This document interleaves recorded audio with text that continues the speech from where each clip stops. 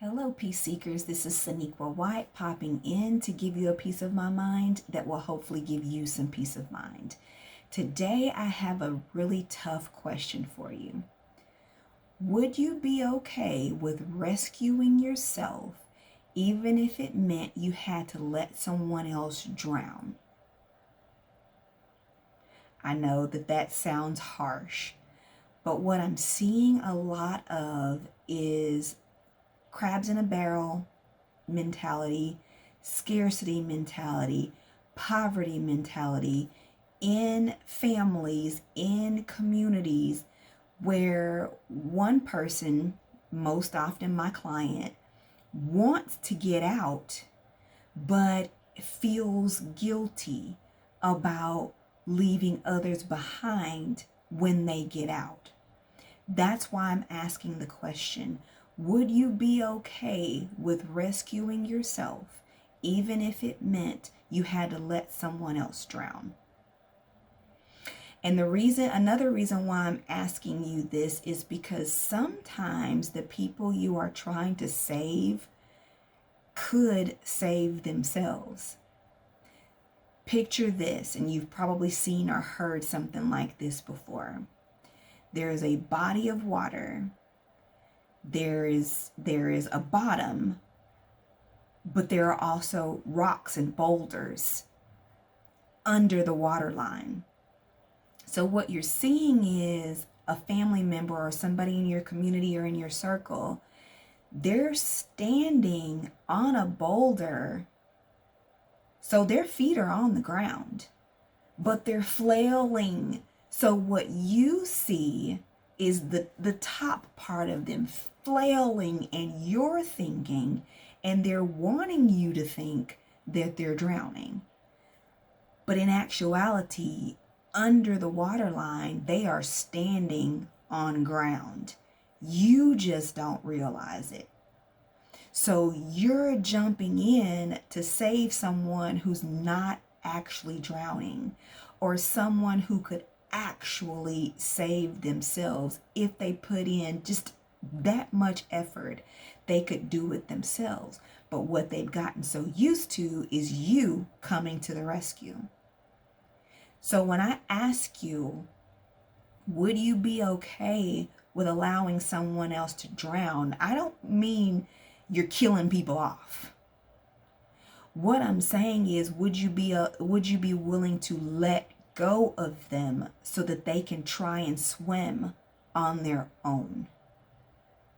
Because that is what a lot of people will need to be able to do, is swim on their own. Can you stand on the shoreline and give instruction? Because what I'm seeing from a lot of my clients is they are taking on their children's issues, their parents' issues, their cousins' issues, all of these people's issues, who are capable but unwilling to help themselves. Oh boy, they have all kinds of reasons why they can't do it, and this has happened and that has happened, and they don't have the money, and they don't have all the education, and they don't have all the resources you have. But you came from the same place, so you all had the same opportunities, but they're wanting to ride on your coattails because you figured out how to make it happen. But what they're actually doing is drowning you in their stuff, because they won't help themselves, and you are falling for it.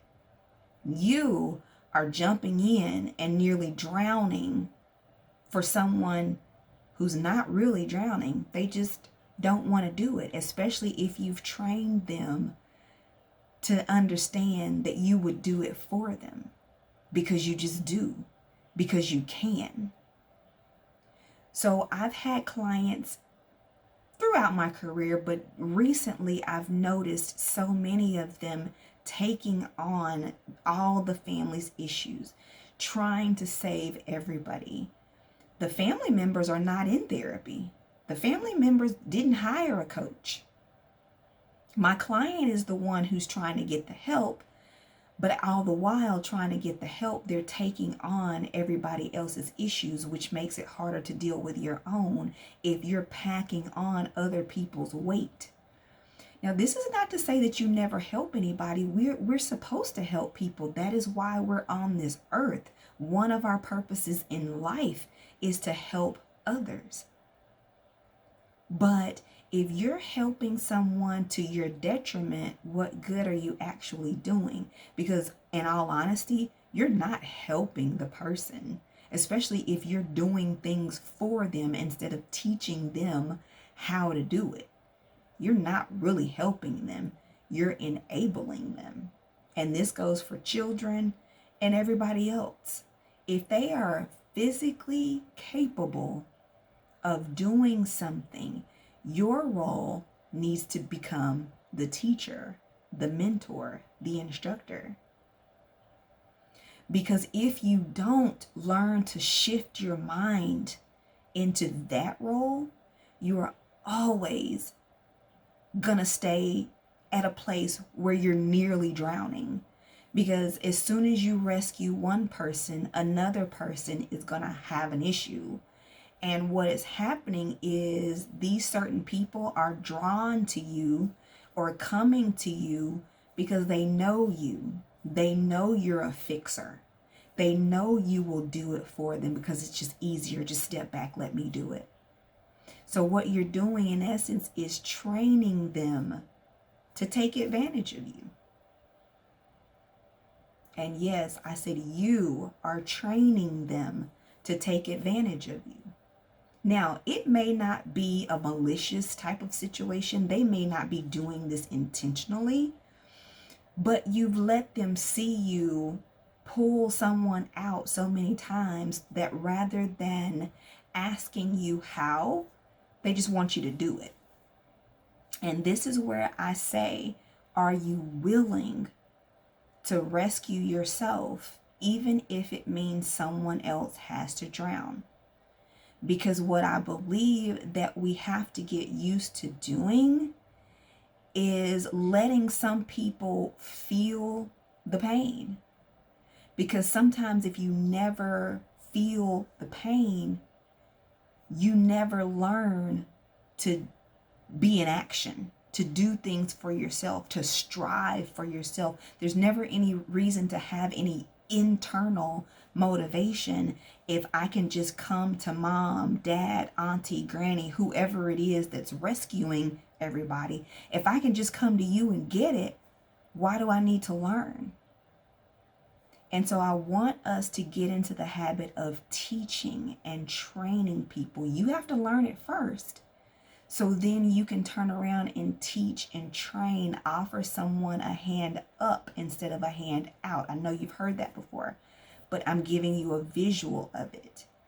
You don't go back into the deep to get the person. You can stand on the shoreline and coach them in. At this point, if they don't want to do it, unfortunately, they're going to struggle. So I don't want you to think literally drowning. If someone is literally drowning, please help them. This is figuratively, meaning in their situation, in their circumstance. Stand on the sideline and coach them in. But you have to learn it first. So I'm wanting you to get the help that you need. Make sure that you are healthy so that you can train and teach and coach someone else on how to get healthy. So answer that question. Would you be willing to rescue yourself even if it means someone else may drown? If you like this video, give it a thumbs up. Remember to subscribe. If you'd like to comment, I'd love to hear from you. I'll be back with more. Until then, be proactive about your mental health. Be well, and God bless.